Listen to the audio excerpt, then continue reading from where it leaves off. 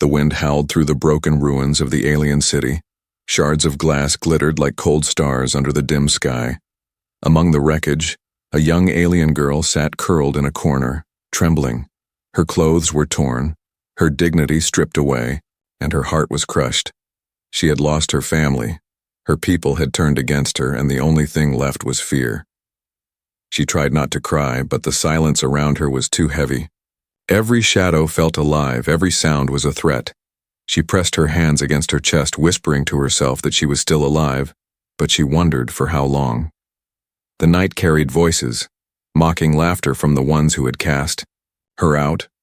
They had called her weak, unworthy, a burden to their clan, and so they left her alone, afraid, with nothing. Her stomach growled, but there was no food. Her throat burned, but there was no water. The girl shivered as cold air crept into her bones. She closed her eyes, wishing for her mother's arms. Her father's voice, her brother's smiles, but all she had was emptiness. Then, through the silence, she heard it. Footsteps. Her heart froze. The sound was heavy, steady, not like the quick, sharp steps of her people. Something different was moving closer. She pressed herself against the wall. Breath caught in her throat. If it was one of the hunters, she knew she would not survive. The footsteps grew louder. A tall figure appeared from the smoke and shadows. It was not one of her kind, it was a human. She had heard stories of humans. Some said they were monsters who destroyed planets. Others said they were heroes who saved the weak, but she had never seen one before.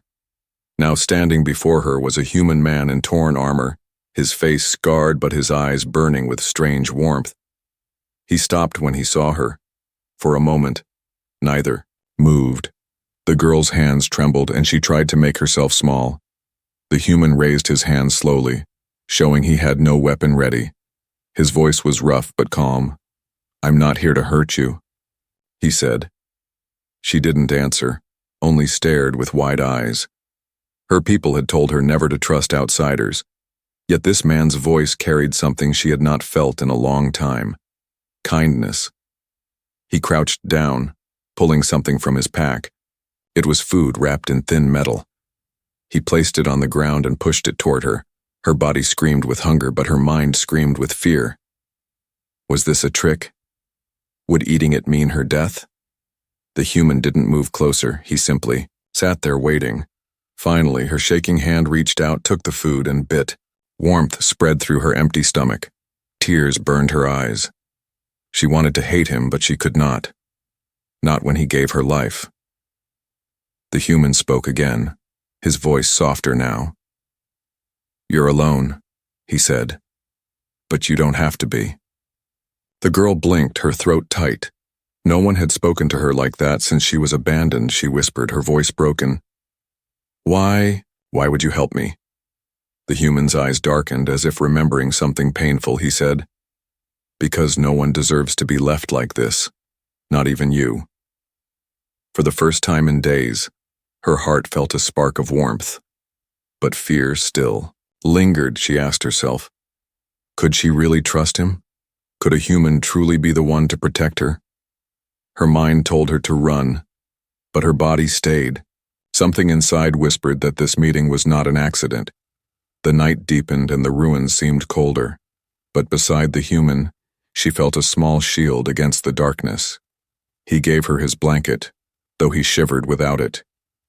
She wrapped it tightly around herself, tears slipping down her cheeks. In the silence, she thought of her family, of everything she had lost. And then she looked at the man who had nothing yet still gave. A strange thought grew inside her. Maybe she had not lost everything after all. The girl did not know what the future would bring, but she knew one thing. This human, this stranger, had given her hope, and for the first time since her exile, she did not feel completely alone. The night stretched long, but the girl did not close her eyes. Every rustle of the wind made her tense. Every shadow felt like a threat. Yet the warmth of the blanket, the taste of food still in her mouth, and the human sitting close gave her a fragile sense of safety. He did not sleep either, his eyes scanning the ruins, his hand resting near a broken weapon. The fire between them flickered weakly, painting his scarred face with light and shadow. She studied him in silence. His armor was scratched, dented, painted with dried blood. But his movements were careful, not cruel. She wondered why a man so strong, so weary, would waste his time on her, an outcast. At last, her voice, soft and unsure, broke the silence. "You should leave me. They will come for me again," she whispered. The human turned his head, his eyes calm but firm. "I know," he said, "but I won't leave." His words confused her. No one had ever stayed for her, not even her own people. "You don't know me," she said, shaking her head. "I am nothing, not worth saving." The human's gaze hardened, not with anger, but with something stronger. "You are alive, and that is enough reason," he answered. The girl's chest tightened. No one had spoken to her like this, not with honesty, not with care. She wanted to believe him, but fear still wrapped around her heart. "What if I only bring you danger?" she asked, her voice trembling. The man looked at her with steady eyes and replied, "Then I'll face it with you." The fire cracked, sending sparks into the night. His promise felt unreal, like a dream she would wake from. But when the cold wind blew stronger, he shifted closer, not to frighten her but to shield her. Her eyes filled with tears, but she turned her face away, unwilling to show weakness. The silence stretched again until the human spoke once more, his tone softer, almost sad. "I lost someone once," he said. "I could not save them. I swore if I ever had the chance, I would not fail again." The girl turned her head, watching his expression. Pain lived in his eyes, a wound older than the scars on his body. In that moment, she realized his promise was not just words, but a vow born from loss. Her trembling eased. Replaced by a fragile trust, she whispered, "What is your name?" The human paused, then answered, "Elias." The name felt heavy, strange, but safe. She lowered her head and said quietly, "I am Lyra." The human gave a faint smile, the first she had seen on his face. "Lyra," he repeated, as if making sure he would never forget. The sound of her name from his lips made her chest ache with both fear and comfort. But the fragile peace did not last. From the distance came a sharp howl, then another. Lyra's eyes widened, her breath quickened. "They are coming," she whispered. Elias stood at once, his body tense, scanning the dark. "They will not take you," he said firmly, his hand gripping his broken weapon. The girl's heart pounded. Her people had betrayed her, and now their hunters would not rest until she was gone forever. Yet here was a human, a stranger standing in front of her like a wall against the storm. She wanted to beg him to run, to save himself. But her voice broke before she could speak. The footsteps echoed closer, shadows shifting at the edges of the ruins. Elias crouched low, whispering, "Stay behind me no matter what." Lyra nodded, clutching the blanket to her chest. The hunters appeared, tall, armored, eyes burning with cruelty. They laughed when they saw her, calling her worthless, a disgrace. But their laughter faded when they noticed the human standing guard. Elias's voice was sharp, cold. "She is under my protection," he said. The hunters sneered. "A human protecting our trash, how pathetic." But Elias did not flinch, his stance steady, his weapon raised. "If you want her, you'll have to go through me." The tension burned the air. Lyra's heart hammered, fear gripping her. But beneath the fear was something else. Hope. For the first time since her exile, someone was fighting for her, not for power, not for pride, but because he believed she mattered. The hunters stepped back, not willing to risk a fight that night. Their leader glared. "This is not over, human." Before they vanished into the shadows, Elias lowered his weapon, his shoulders heavy with exhaustion. He glanced at Lyra and gave a small nod. "They'll come again," he said. "But so? Will we?" Tears slipped down her face. She had no words, no way to explain the storm inside her heart. She only whispered, "Why do you care so much?" Elias's reply was quiet but firm. "Because no one should face the night alone." In that moment, A fragile bond was born, not of blood, not of race, but of survival and trust. And as the fire burned low, Lyra realized something she never thought possible. Perhaps she was not abandoned. Perhaps she had found something stronger than the family she lost. Perhaps she had found a promise. The Ao. Ruins grew quieter after the hunters left, but Lyra knew silence did not mean safety. Shadows lingered like claws stretching across broken walls, and every corner felt alive with danger. She sat close to the fire, hugging the blanket to her chest, her wide eyes watching Elias as he sharpened his battered blade.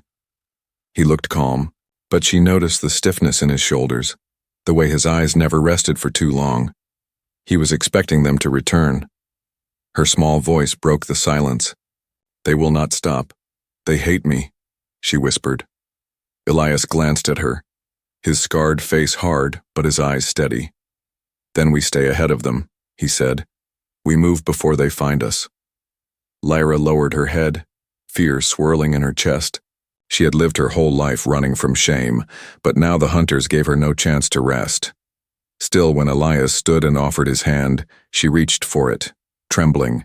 His grip was firm, grounding, as if to say she was no longer walking, alone. Together they left the ruins, stepping into the dark forest beyond. The trees towered above them like silent giants, their branches clawing at the pale sky. Strange creatures hissed from the shadows, eyes glowing faintly in the night. Lyra shivered, clutching Elias's blanket tighter. But every time she faltered, he slowed his steps, waiting, never leaving her behind. The forest was alive with whispers. Leaves rustled though there was no wind. Branches snapped though nothing moved. Lyra felt the hunters were near, their presence like poison in the air. Her breathing grew quick and she tugged at Elias's arm. "They are here," she whispered, her voice shaking. Elias scanned the darkness, his weapon ready, his stance unbroken. "Stay close," he said firmly. Moments later, the forest lit, with faint glimmers, hunter signals flashing in the trees. Shadows moved fast, circling them, trapping them in a cage of fear. Lyra's heart pounded as mocking laughter echoed, cruel and sharp. Her enemies stepped from the dark, armored in black steel, their eyes glowing with hatred. They carried spears and blades, and their leader sneered when he saw her. "The exile hides behind a human," he said. "How fitting."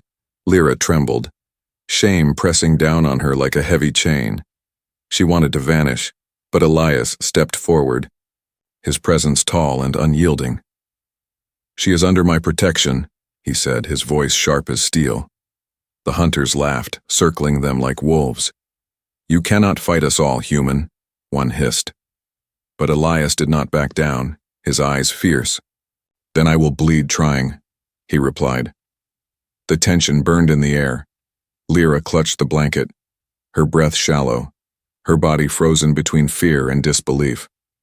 Why would he risk himself for her, an exile, someone her own people had abandoned? Her thoughts spiraled until the hunters lunged and chaos exploded. Elias moved like fire, his broken blade striking with fierce precision.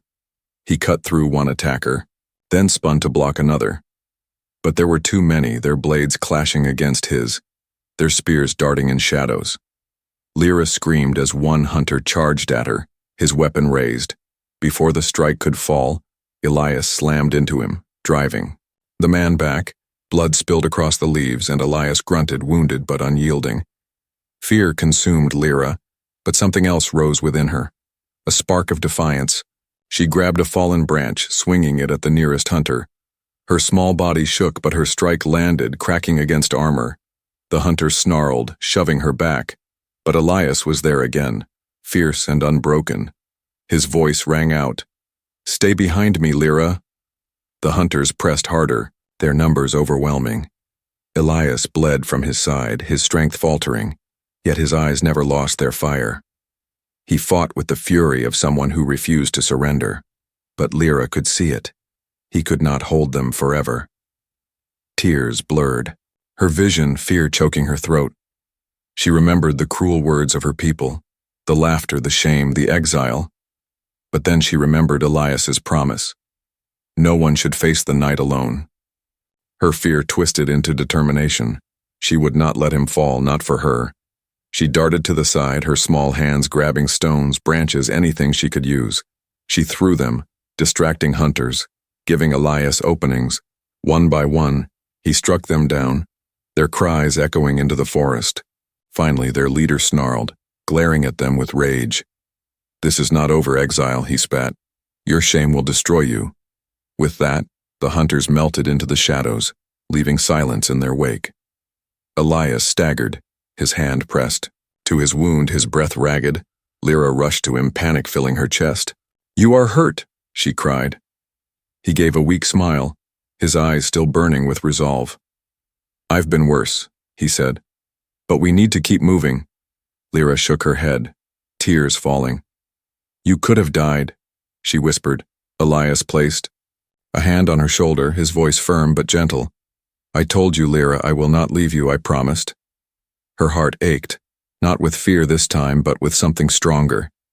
In the shadows of the forest, hunted and afraid, she realized the truth. He was not just protecting her, he was teaching her to fight, to endure, to believe she was worth saving. And for the first time in her life, she began to wonder if dignity was not given by her people, but found in herself. The forest grew quiet, again. But the silence was heavy, filled with the memory of steel and blood. Lyra walked close to Elias, her eyes darting through the shadows, afraid the hunters would return. Her small hands clutched the blanket he had given her. Though now it was torn and stained, she glanced at Elias, his steps slow, his hand pressed against his side where blood still seeped through. He never complained, never showed weakness, but she could see the weight pulling him down.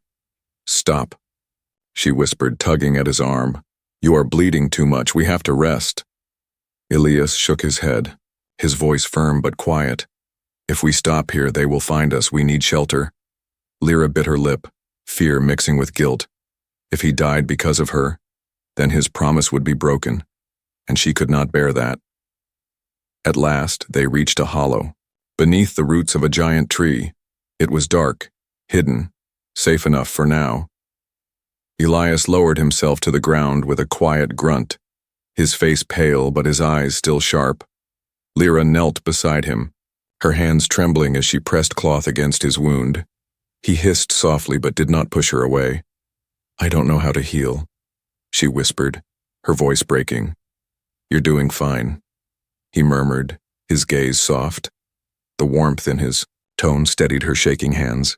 She worked as best she could, binding the wound with scraps of fabric, her tears dripping onto the cloth. When she finished, Elias leaned back, closing his eyes briefly. "You saved me back there," he said, his voice low but sincere. Lyra blinked, stunned. I only threw rocks," she said. "And they gave me a chance," Elias replied, opening his eyes to meet hers. "Don't think it was nothing." Her chest ached at his words. Her people had always told her she was worthless, a shame to their name. But this human looked at her as if she mattered, as if she had value. The thought wrapped around her heart like fragile light. She lowered her gaze, whispering, "Why do you believe in me?" Elias studied her, his voice quiet but strong. "Because I see someone still fighting, even when the world has taken everything." The fire they built inside the hollow burned weakly, but it was enough to chase away the cold. They sat in silence for a while, Lyra humming softly under her breath. It was an old song her mother used to sing, one she thought she had forgotten. The melody wavered, fragile, but it filled the hollow with warmth. Elias listened quietly, not interrupting, his eyes half closed but alert. When the song ended, he spoke softly. "It's beautiful," he said. Lyra blinked, startled. "It was my mother's," she whispered, before everything." Elias nodded slowly, his expression solemn. "Hold on to it," he said. "Memories are what keep us human, or whatever we are." For the first time in many nights, Lyra felt a little peace. She lay down near the fire, clutching the blanket, and though fear still lingered, she did not feel completely alone. Elias watched over her, his eyes sharp even through exhaustion. But when she opened her eyes in the morning, he was still there, awake, guarding her. Her throat tightened. No one had ever kept watch for her before. Days passed as they moved deeper into the forest. They found a hidden stream, and Elias showed her how to drink safely. He taught her how to set small traps for food, how to build stronger fires, and how to listen to the sounds of the wild. Lyra watched closely, copying his movements. At first she stumbled, clumsy and unsure, but Elias never mocked her, never called her weak. Instead, he guided her hands, steadying her steps, patient as though her failures did not matter. When she finally managed to catch a small creature in a trap, she gasped with pride. Elias smiled faintly and said, "See, you're stronger than you think." That night, as they ate by the fire, Lyra felt something strange, something warm in her chest. It was not fear, not shame, but a fragile bond growing between them. She thought of the word family, and though it hurt, she wondered if this human could be something like that. Her voice trembled as she asked, "Why risk everything for me?" Elias's answer was simple, but carried weight. "Because I lost mine once, and I will not let you lose everything, too." Tears filled her eyes, spilling down her cheeks. She turned her face away, embarrassed. But Elias only stared into the fire, his silence respectful. For the first time since her exile, she felt a part of something. Not her clan, not her people, but something real, something chosen. But safety was still fragile.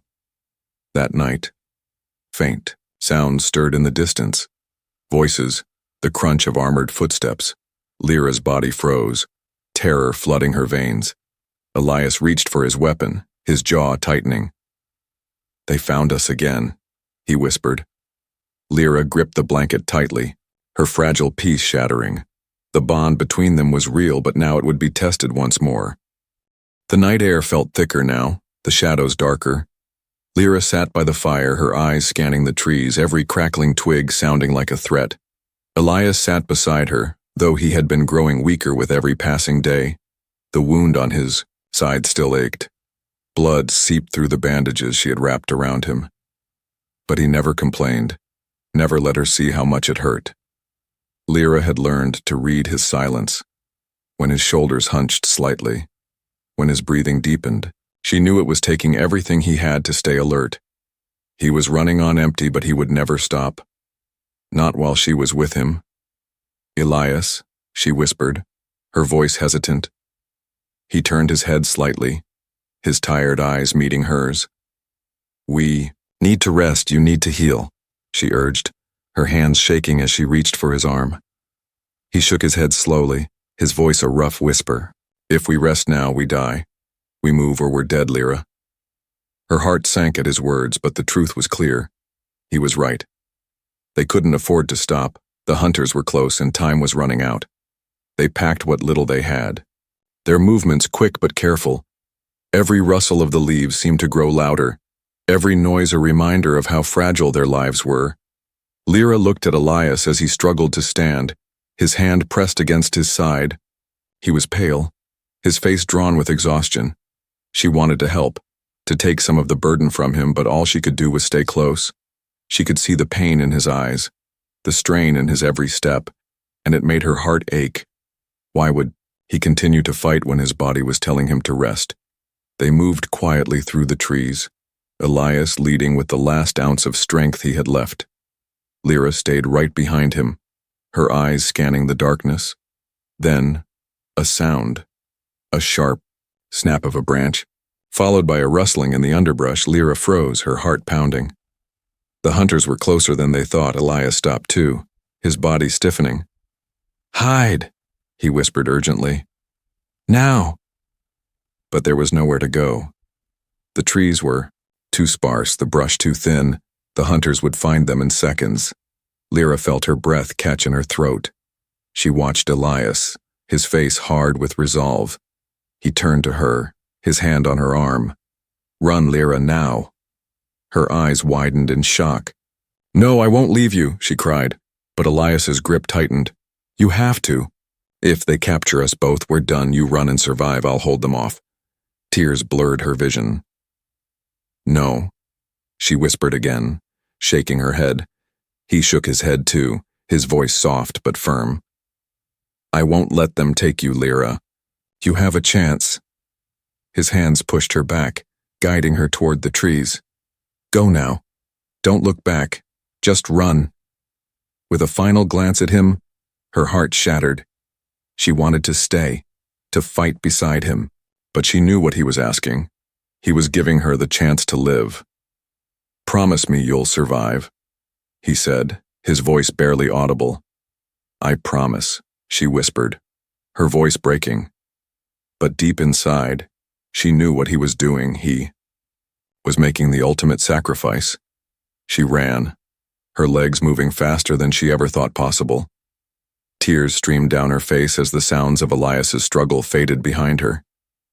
She didn't dare stop, didn't dare turn around. But her heart screamed for him, for what he was doing.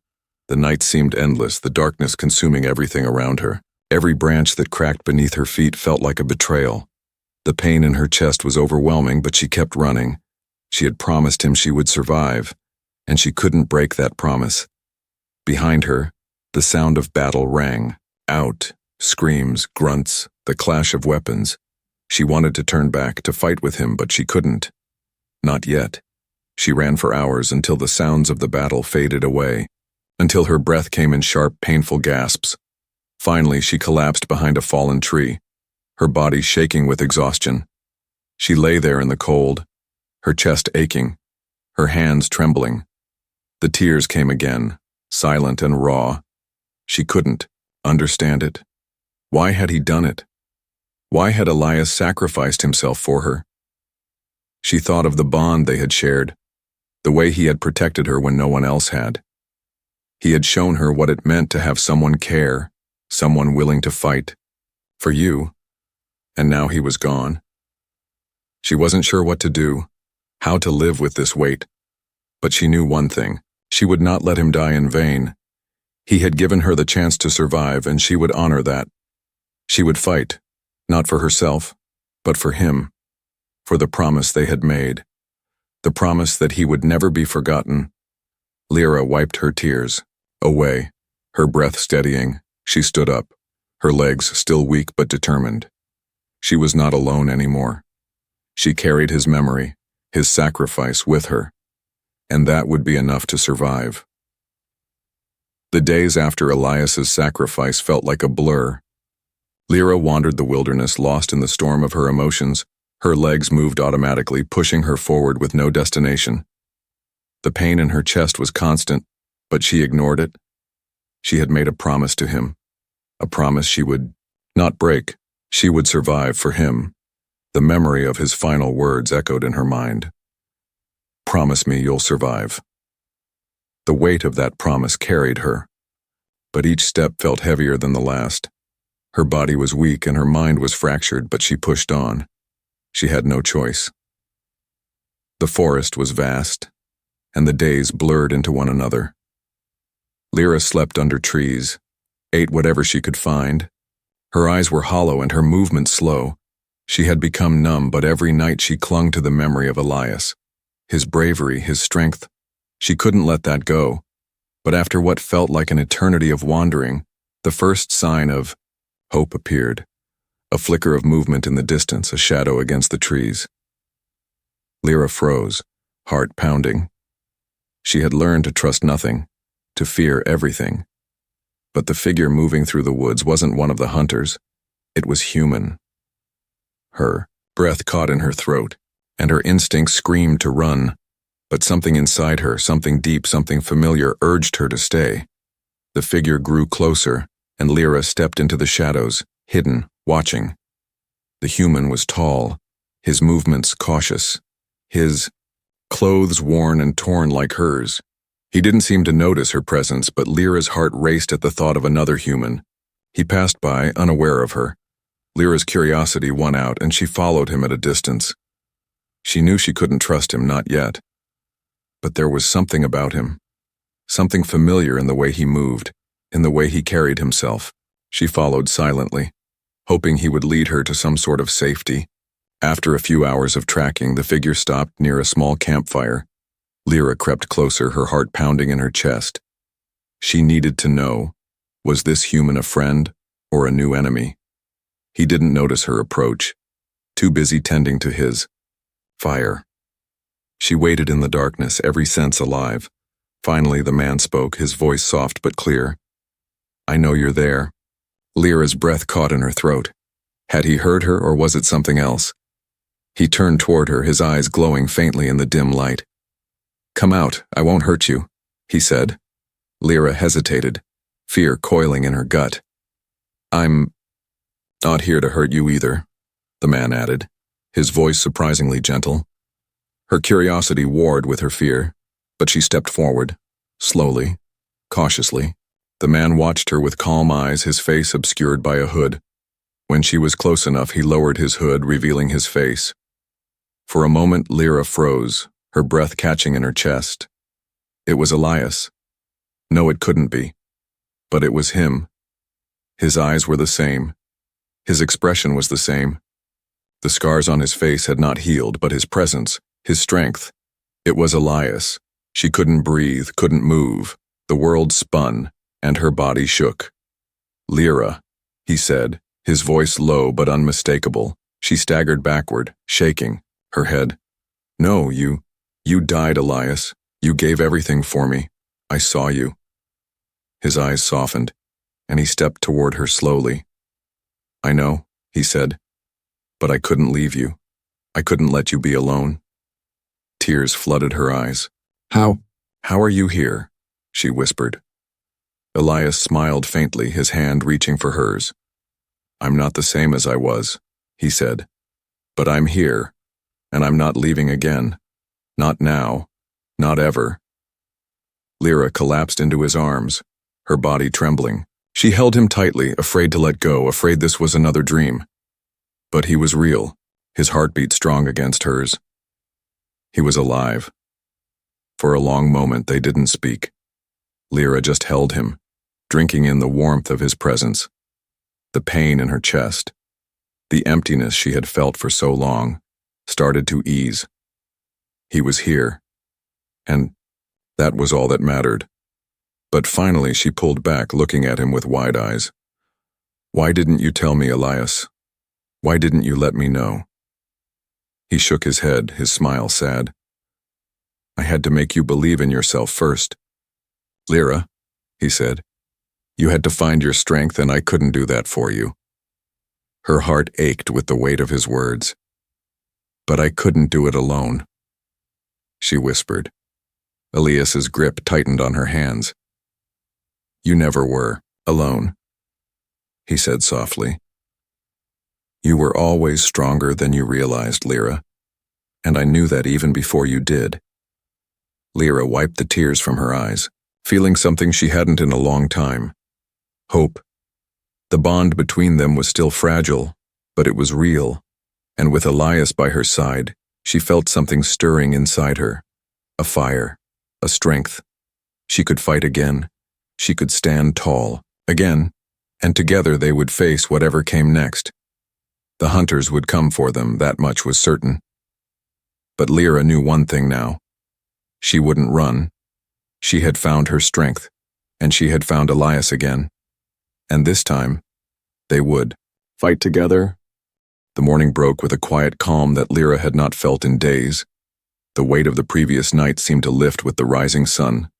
Elias sat across from her by the fire, his eyes still sharp, but his presence softer now. Lyra watched him. As he cleaned his weapon, the same quiet strength he had always carried.